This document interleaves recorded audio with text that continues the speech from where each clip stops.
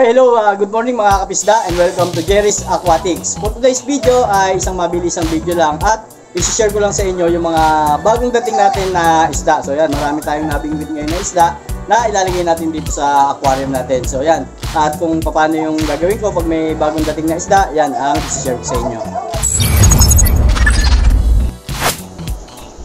Okay, ito mga kapisda, yung unang isda natin na dumating ngayon dito sa shop ay ito, yung RTC or Red Tail Catfish. So ilalagay muna natin siya dito sa 5 gallon.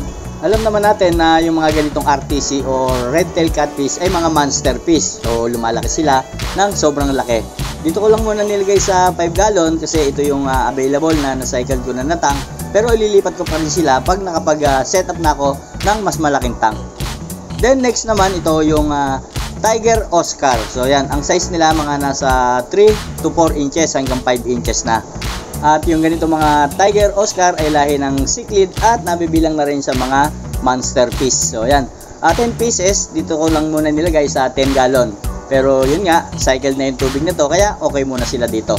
Then ililipat ko rin naman sila pag nakapag-setup na uli ako ng ibang malaking tank dahil ang recommended na tank size sa mga Oscar ay 55 gallon per Oscar lang. Then ganun din dito sa mga albino Oscar. So yan, nasa 10 gallon lang din muna sila.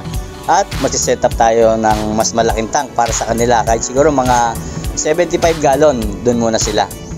And may mga dumating din tayo dito na Black Ghost Knife. So yan, sa mga na-research ko, pwede naman silang isama sa mga community. Kaya lang parang sa napansin ko, parang kumakain din sila ng mga maliliit na isda. Pero dito, isinama ko lang muna sa mga swordtail at okay naman sila. Yan, parang mga naging magkakaibigan na sila dyan.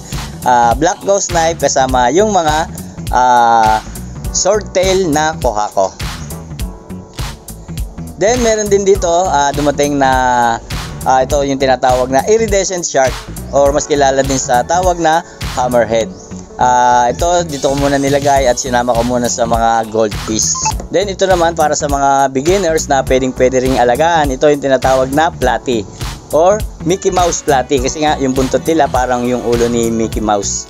So ayan, dito lang din muna sila sa 5 gallon. So yun, senior ko lang pag may dumarating tayong mga isda, syempre kailangan i-acclimate muna natin at kailangan cycled na yung tank natin bago natin lagyan ng mga isda.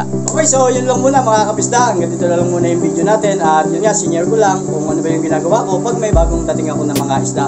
At yun nga, yung mga Oscar medyo maliit sila sa 10 gallon. So yun, gagawa ko sila ng ibang lagayan at pag-iisa-isahin ko sila para mas mabilis silang lumaki at hindi sila mag-away-away.